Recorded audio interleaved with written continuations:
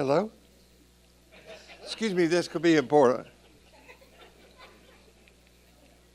I know it's irritating, but okay, all right. That's the bishop. She wants me to turn my phone off. So I suppose you should too. No matter who you are, no matter where you are in your spiritual journey, you are celebrated here. And looks like Josh and John are back there by themselves today, maintaining the cameras. So those of you who are watching online, welcome. I had a buddy of mine a number of years ago who said, never Google yourself. So I have no idea what the analytics are for this class, how many we reach, but a lot. And I'm grateful for the technology that makes that possible. And I would never do or say anything to make anybody feel bad, but if you're in a 25-mile radius here, you have no business watching online because you're missing coffee and sacred cookies and the fellowship of all these people who are here. So show up.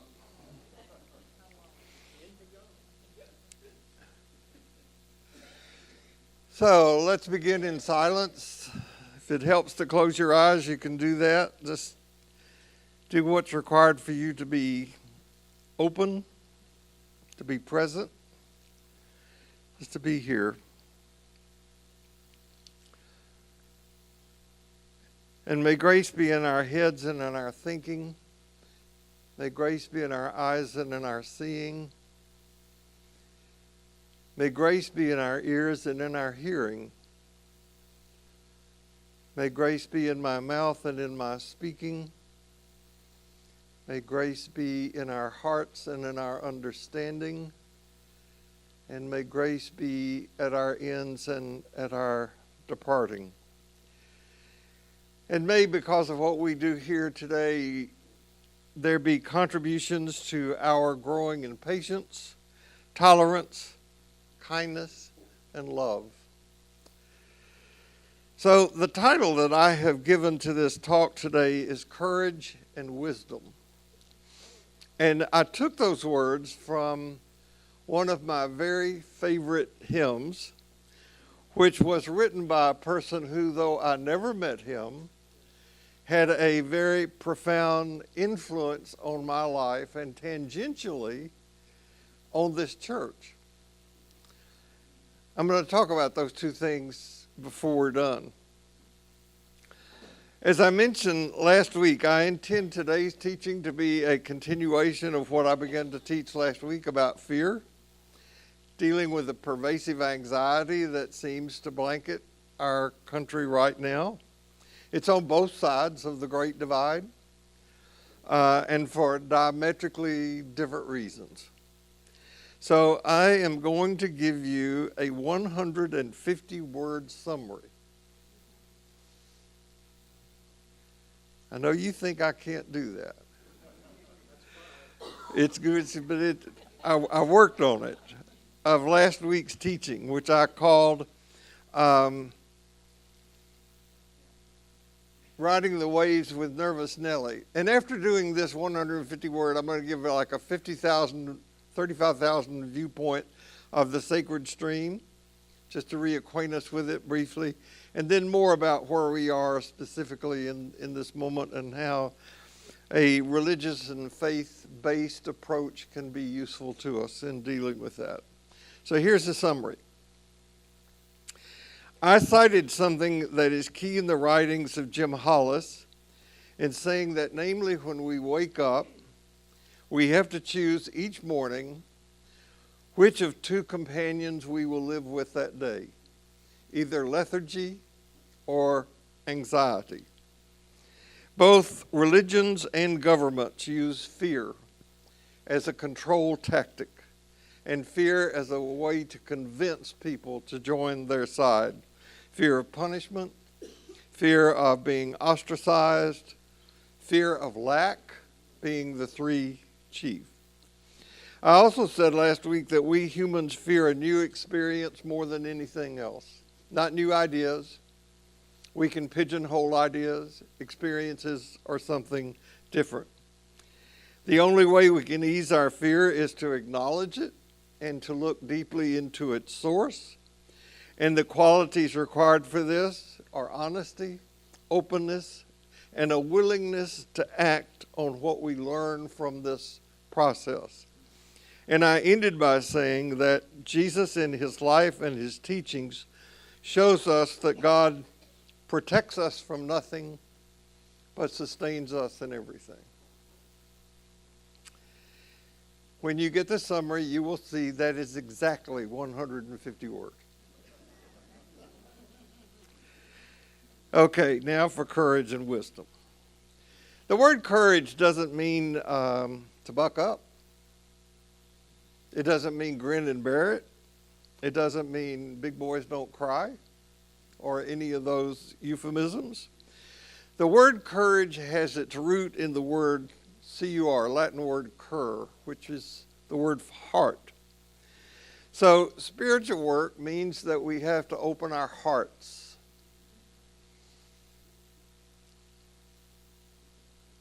It's about open heart surgery, this spiritual work. About 15 years ago, I had actual open heart surgery.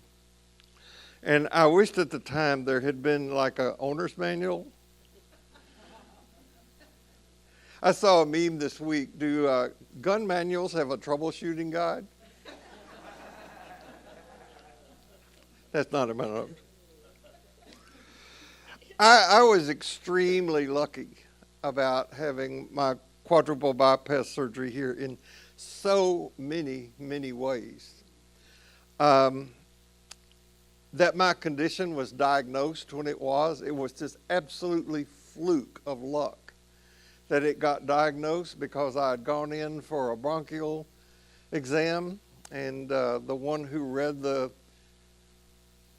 dye contrast x-ray I had said, your lungs are fine, but you have congestive heart disease, or whatever it was that they called it at the time. And I asked my cardiologist later, what would have happened if they hadn't discovered this? And he said, well, you have a condition we call the widowmaker. I was grateful I had it in Houston and had access to the best of medical care that you can get here. I was lucky in that the surgeon who did this actually has invented tools to do surgery, and he operated on me without putting me on the heart-lung machine, meaning he operated on a beating heart. And the good part about that is that if they don't put you on the heart-lung machine, you avoid the possibility of little clots when they put you back on it, which is euphemistically called pump head. So I did not have to deal with that. I was grateful that my physical condition made it possible for me to get through this in a pretty good fashion. Within a month after it, I was back on the racquetball court. So that's why I wish afterwards somebody had written or used a manual about, if you're going to have open heart surgery, this is what you need to know before you have it. And there isn't one as far as I could find, so I wrote one. And if you're ever in a condition where you are going to have this, I will be happy to share it with you. I think that the cardiologists, the surgeons, the anesthesiologists have either done this so often, or they are so busy that they don't think that this is what you would need to know as you deal with not major things. I'm talking about minor things, but they're major at the time you're experiencing them. Like immediately after you have open heart surgery, they put you in a room called the intensive recovery room. And I wish I had told somebody, the first family member to come see me, would you please bring me an eye mask and some earplugs? Because they never turn off the lights, and it is noisy as can be in there. I wish somebody had told me that there was a likelihood that I would have hallucination, because of the drugs for pain that they put me on. All right? They also lie to you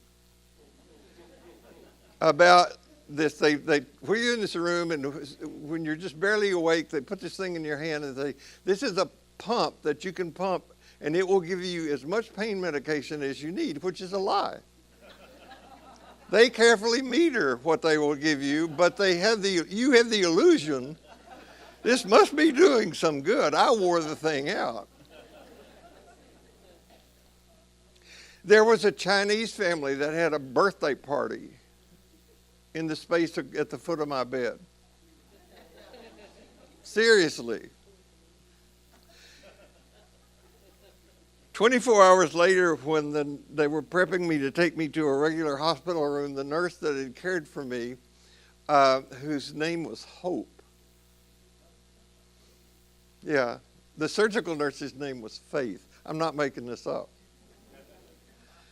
She said, now where was that party? And just winked to me. And there was no space for anybody to have a party. I don't know where that came from. And there are other things on the procedures. Again, if you ever have to have that, which I hope you don't, let me know. We'll talk about that. Being in a human body gives us things to deal with that nobody tells us about. They just assume you ought to know this. And I think a great deal of spiritual direction, whether it's in a setting like this or one-on-one, it involves teaching. It involves gaining information, gaining knowledge. So I've been calling what we've been doing in this process living on the sacred stream. And I've come to believe that the only choice we have about being in the sacred stream is waking up to an awareness that that is where we are. Everybody's in it. Some people are not aware of it. Some people go to their grave never being aware of their true identity or their true location in life. Some people remain isolated eddies on the edge of the stream, never breaking free to join with what is, the movement of what is. We hang on to that identity and just never consciously choose to wake up.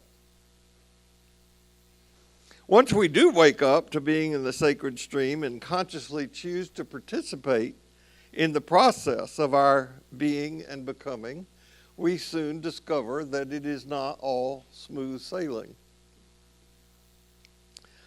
After deciding to start last week teaching some on anxiety, I had my face rubbed into the fact that our culture relishes horror. It's one of the archetypes that's underneath our culture, the belief in redemptive violence, which we'll talk a little bit about next week. But you can see it in our films, slasher films, everything that's being advertised now during this Halloween season that you should watch on television to scare the bejesus out of us. And we start even young, even in church camps, sitting around campfires at night, telling scary stories. We love that. We can inflict such horror on each other. Many cultures and countries seem to be opting right now for the dictator route. That's all around the world. And while I was working on this talk and touching tangentially this horror part, I became aware that when I was 6 and 7 years old, enjoying really life in kind of rural America, our choice of water was out of the hose. Remember some of you that? Playing till dark, outside, nothing, all of that. That during that same time, kids my age were being put in boxcars in Germany and shipped off to concentration camps. We can be so unmindful of what's happening on the other side of the world or in one of the wards here in Houston. My point is that becoming aware is a double-edged sword. There are both pleasant and unpleasant encounters along the way. That's why when we begin to be conscious that we are navigating in the sacred stream, we find things to hold on to that we think will give us a sense of security. A job, a partner, our health, a certain amount of money, status, only to find that in spite of no matter how hard we hold, these things are jerked from our hands. That's if you're lucky. If you're not lucky, you're jerked from somebody else's hands, and you won't know about it. When he was 7 or 8, he was my best friend, my first cousin. His father committed suicide. He lived 4 doors down the street from us. One day he was alive. One day he had a father. The next day he didn't. And on the other hand, and maybe this is even more maddening, we discover that we are holding on to some things that we need to let go of. But we're forced to hold on to them whether we want to or not. Again, a physical condition. One of my baptism by fire experiences in the hospital was one day when a boy 4 or 5 years old probably was brought into the emergency room because his mother had poured gasoline on him and set him on fire. That sort of stuff happens more than you know. Kids who fell down the steps with broken bones, that sort of thing. And as they were removing the burned clothing from his body, which is an incredibly painful process, he kept screaming at the top of his lungs, "Mommy, Mommy, I want my mommy." And she was the crazy woman who had done this. But she was his only mommy that he had to hold on to.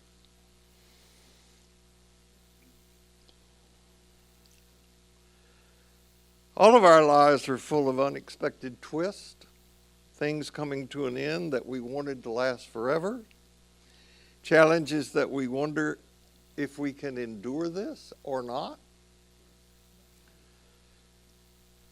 Every day as part of my spiritual practice, I read part of the prayer that was written by Reinhold Niebuhr, that prominent theologian of the 19th century, the one that says, "God, grant me the serenity to accept the things I cannot change, the courage to change the things that I can, and the wisdom to know the difference."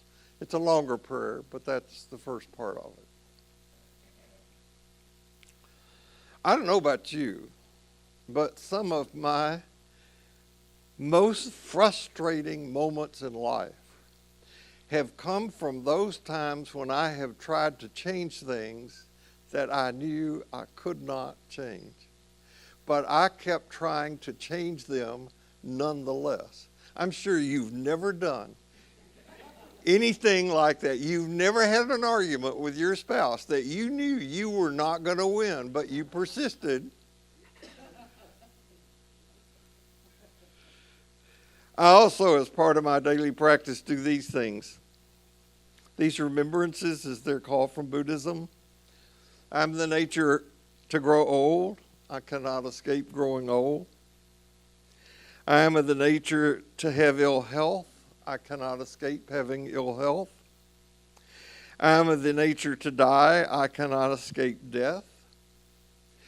All that is dear to me and everyone I love are of the nature to change. There is no way to escape being separated from them. And I inherit the results of my acts of body, speech, and mind. My actions are my continuation. That's karma. Every one of us faces these. Not a person in here is an exception to these. And every one of us, including your teacher, much of the time stays unconscious of these things, as if they don't apply to us. One of the reasons I read these words daily and try to keep mindful of them is that the people who taught me this are among the happiest, most serene people I have ever met. And the people who live in denial of these facts develop a sense of exceptionalism that causes life to become a life of disappointment, a life of frustration, and a life of sorrow. Again, every one of us has said, oh my God, why did this happen to me? And then if we're really unenlightened, we will add, I'm such a good person. I've tried so hard, that sort of thing. Courage and wisdom. Those words I took from a hymn. The words were written by this man right here, Harry Emerson Fosdick. Now, though there are some books of his that made their way into our home when I was an adolescent and teenager, I don't think I ever read any of them. I don't think I did. I remember as clearly as if it were a few days ago, after I had moved to Texas to attend Baylor University in 1957, I was walking down a street adjacent to the campus, past a drugstore that catered to college students. And in that bookstore, there was a book rack, one of those things that turn like this, and books on the book rack. And one of the books on that book rack caught my eye, and it was this book on being a real person. And I thought when I saw the title, I found the instruction manual I was looking for. I have read this book 6 times, probably. I made handwritten notes long before I knew Jim Finley and knew how to read a book like this. I made handwritten notes on this book.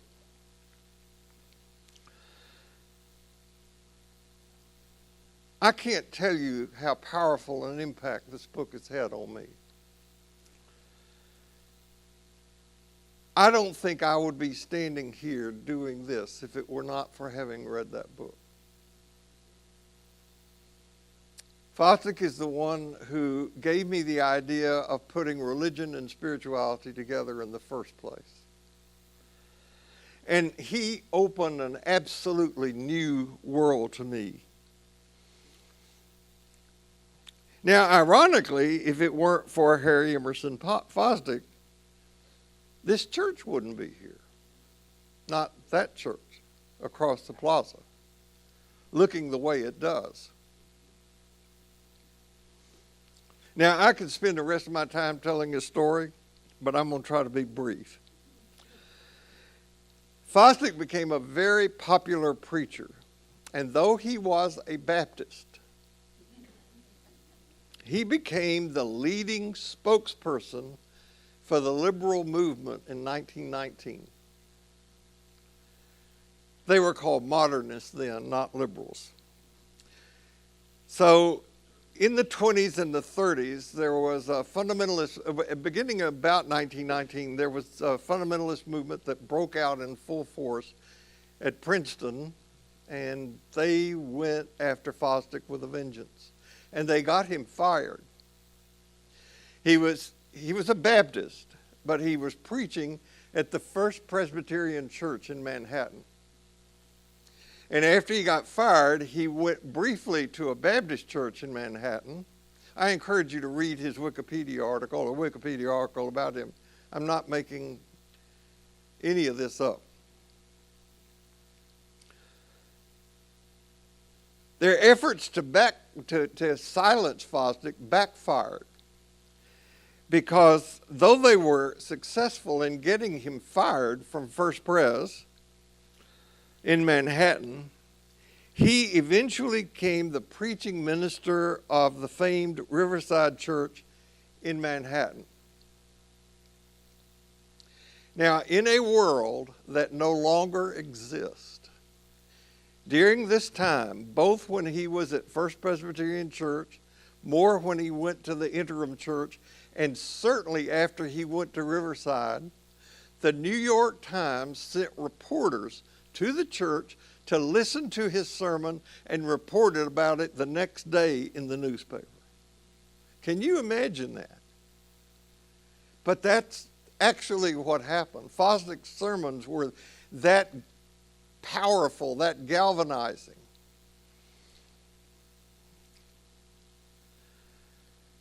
After being fired at First Presbyterian Church, a man, someone who became Fosdick's patron, said to Fosdick, "Don't you worry about having a place to preach. I'm going to build a church for you." And that man's name was John D. Rockefeller. And John D. Rockefeller built Riverside Church on Broadway and 119th Street, kind of. It's right next to Union Seminary, in New York for Harry Emerson Fosdick. This is what Riverside Church looks like. Does it look like anything you've seen? Stay tuned. This story gets better. I couldn't get a good picture. I took them when I was there as a student at Union, but those pictures are long gone. The iconography in this church is amazing, just absolutely amazing, well before its time, where they put the disciples up on the altar screen, and one of them was Luke the healer, a physician, and alongside him was Albert Schweitzer. It's amazing, just amazing iconography. It's a great, beautiful, wonderful church. Well, there was a guy in Houston who aspired to be a John D. Rockefeller type benefactor. And he and two of his cronies scraped together about $800,000, and they built that sanctuary that's across the plaza. That man's name was Jesse Jones. And St. Paul's Church was actually organized in 1906.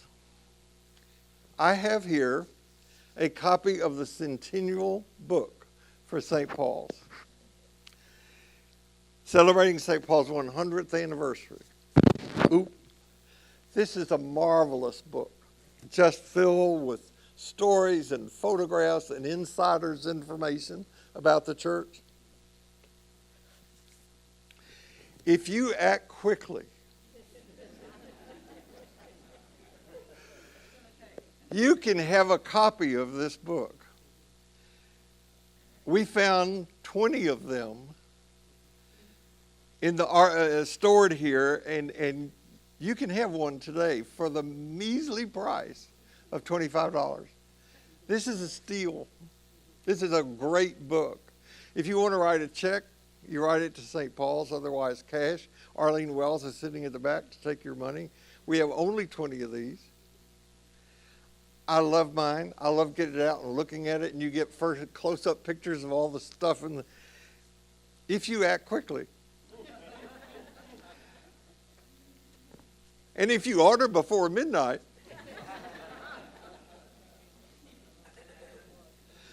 Harry Emerson Fosdick wrote over 50 books in his ministry. Most of them are compilations of sermons that he preached at Riverside. I really encourage you, go read the Wikipedia article about him. He was a religious figure at a time in this country when this country needed a religious figure like him. And we don't have that in this country right now. He preached a sermon during this time called "Shall the Fundamentalist Win?" And it reads as relevantly right this minute as it did when he wrote it. And I have put a copy of that sermon on the Ordinary Life website under resources. You can go and click resources on the website and click the link to that article, and you can read shall the fundamentalist win, and see how relevant it is for what's going on right now in this country as we face this historic election. I don't think it was until I spent some time at Union, which, as I said, you go out the door of 119th Street of Union Seminary, you turn left, you walk right straight to Riverside Church, same block. I don't think it was ever until I attended a worship service there that I remember singing the hymn that Fosdick wrote. And it was about that time in our nation's history. God of grace and God of glory, on thy people pour thy power, crown thine ancient church's story, bring her bud to glorious flower. Grant us wisdom, grant us courage for the facing of this hour.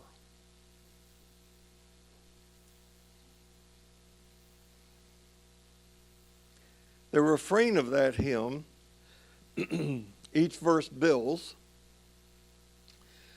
goes, grant us wisdom, grant us courage for the living of these days.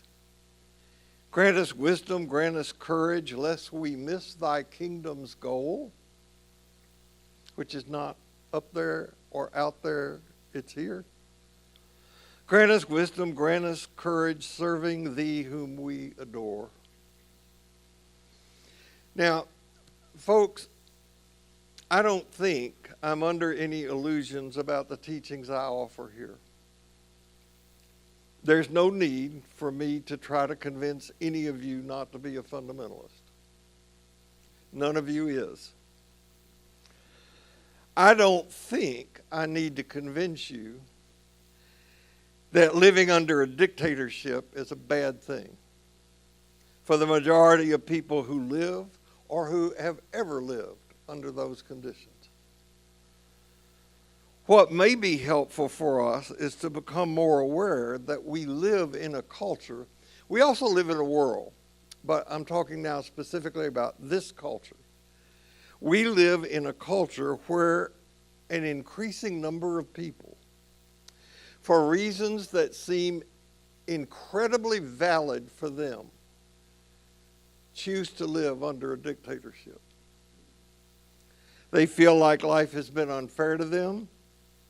Life has not delivered what it promised. That they are not in a position to provide what they hope for. So that when somebody who is charismatic can speak to this discontent and their experience of economic instability and promise to deliver them from that, they will embrace that person. Now, some of us can stand back and say, well, but they're blind as bats. And they are. But so has every one of us ever been. Did you ever fall in love? You remember? He was perfect. She was perfect. I would stop right there.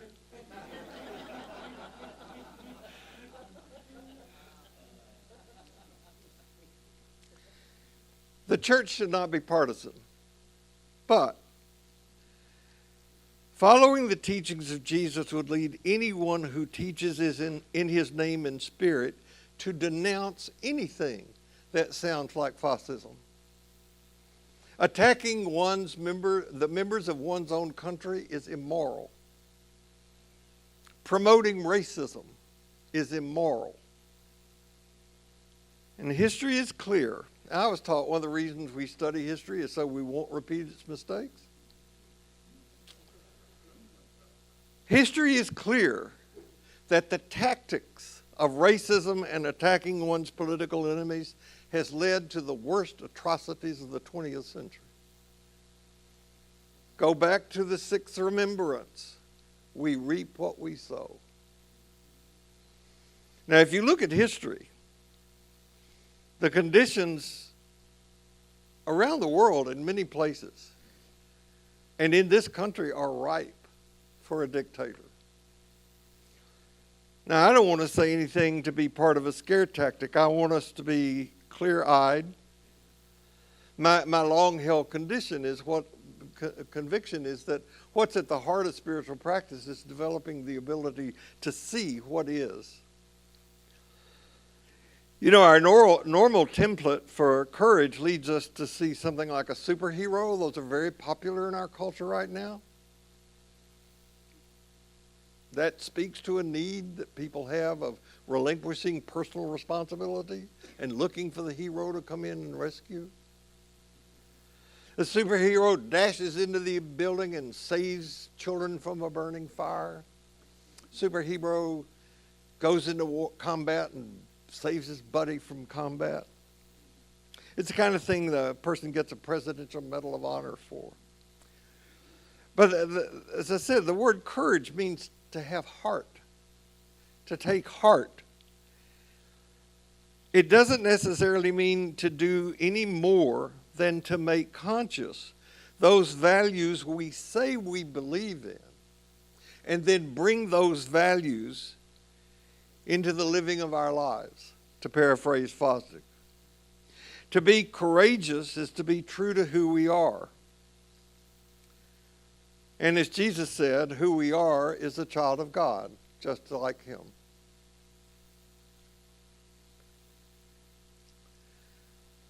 I don't know if you are familiar with the poetry of David White. Poetry is a great spiritual practice. David White wrote, "My courageous life has gone ahead and is looking back, calling me on. My courageous life has seen everything I have been and everything I have not, and has forgiven me day after day. My courageous life still wants my company, wants me to understand my life as witness, and thus bequeath me the way ahead. My courageous life has the patience to keep teaching me how to invent my own disappearance and how once gone to reappear again. My courageous life wants to stop being ahead of me so that it can lie down and rest deep inside my body. It has been calling on.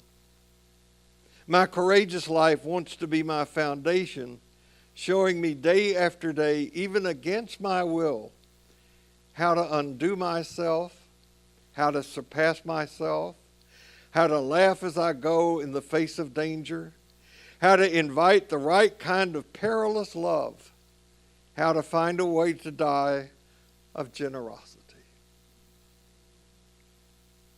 It's a great poem. Now, you know much about the sacred stream. How it begins is not with Jesus. I'm talking now about the tradition that we're in, the religious tradition that we're in. It doesn't begin with Jesus. It begins with a quirky guy named Abraham. You know, Jesus was a Jew, and he's in that Jewish tradition. He became a Jewish mystic, which again we'll talk more about next Sunday.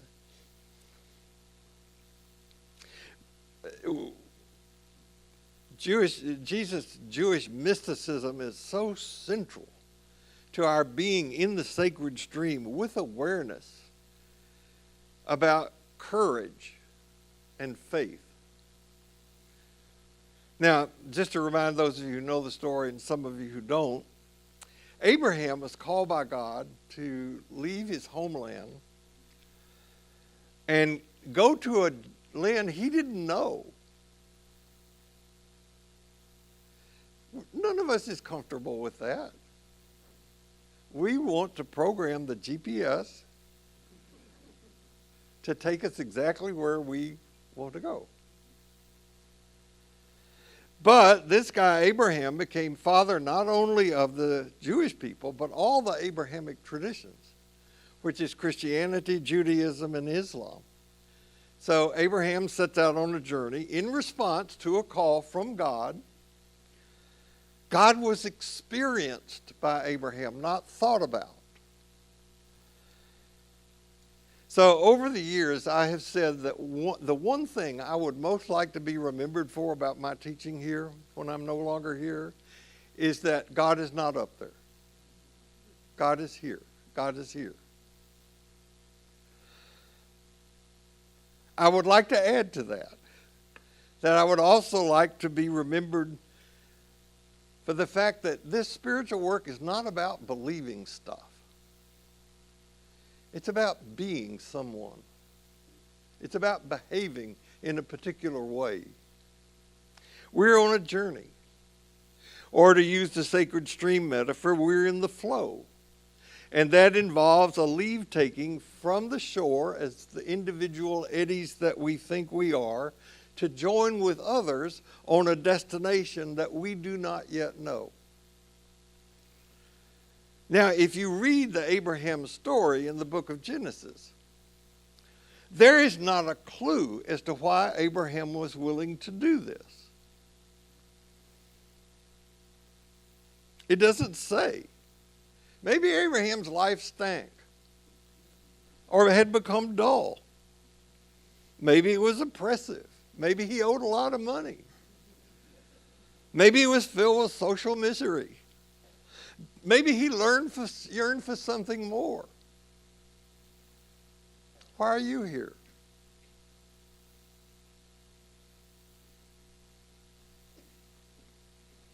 If we take his story, history, as a clue, and if we pay very careful attention to the Jesus story, it has a direction. The sacred stream is flowing somewhere. And the values of the sacred stream are that it flows from bondage to freedom, from darkness to light, from death to life. All the living traditions teach this. The culminating values of the living stream are compassion and justice. And this is an undertaking that requires wisdom and courage. Now again, I want to stress, this is not about believing. Marcus Borg says you can believe all the right things and still be a jerk. You can believe all the right things and still be miserable. Faith as belief is impotent. So I return to where we ended last week. Having faith is trusting, not trusting that things will turn out like we want them to, because more often than not, they do not.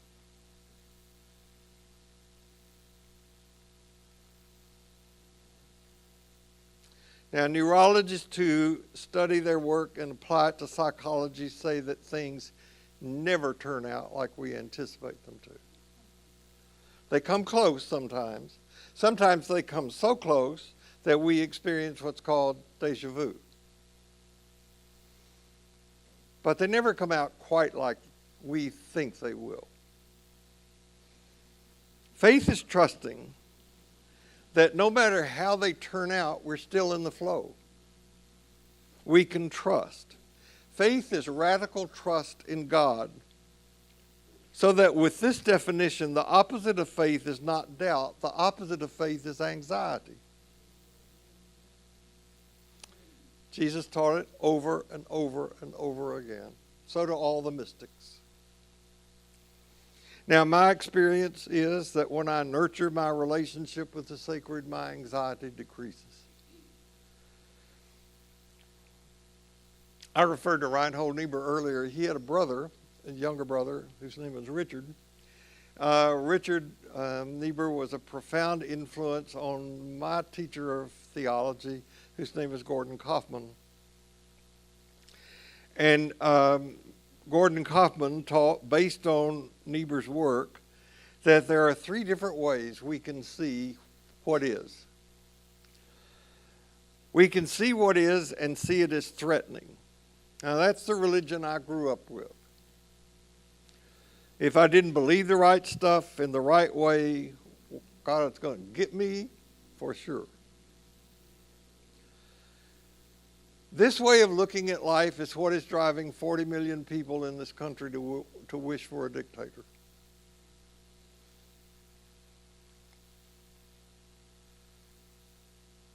And if the polls and voting numbers are correct, into believing that they need to do whatever to find security against a devouring power, even if that power is itself devouring. A second way of looking at life is with indifference.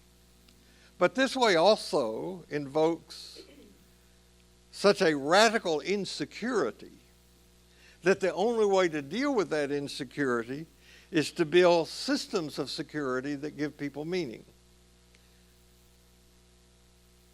Two people who seem to have built those ways of security are Jeff Bezos and that other guy, Elon Musk. But if you look at how they live, they're not secure.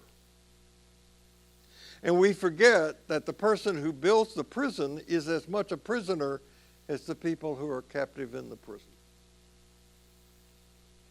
The third way of seeing what is as gracious and nourishing, as supportive of life. This is the Jesus way.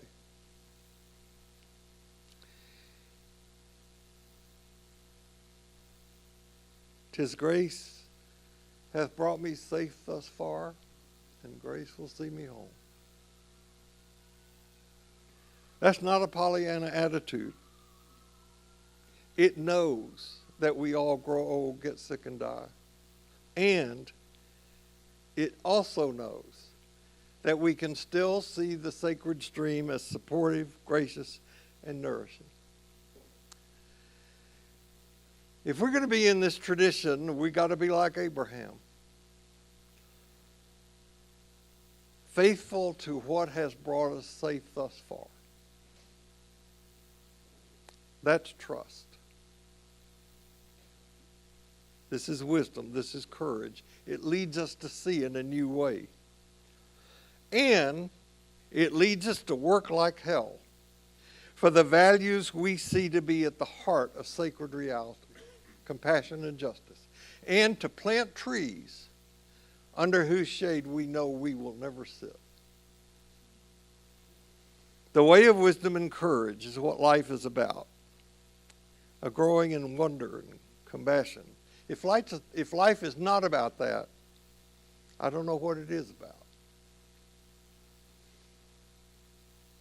It's wisdom and courage that leads us again and again and again to that marvelous question asked by the poet Mary Oliver.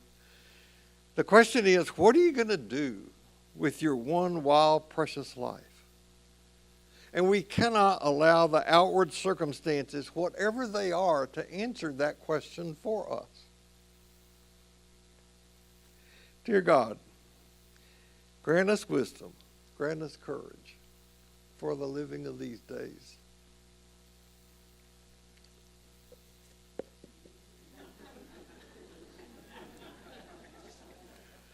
I told them that we would sell these, so thank you for being here. No matter where you go this week, no matter what happens, I'll see you here next Sunday. Take care.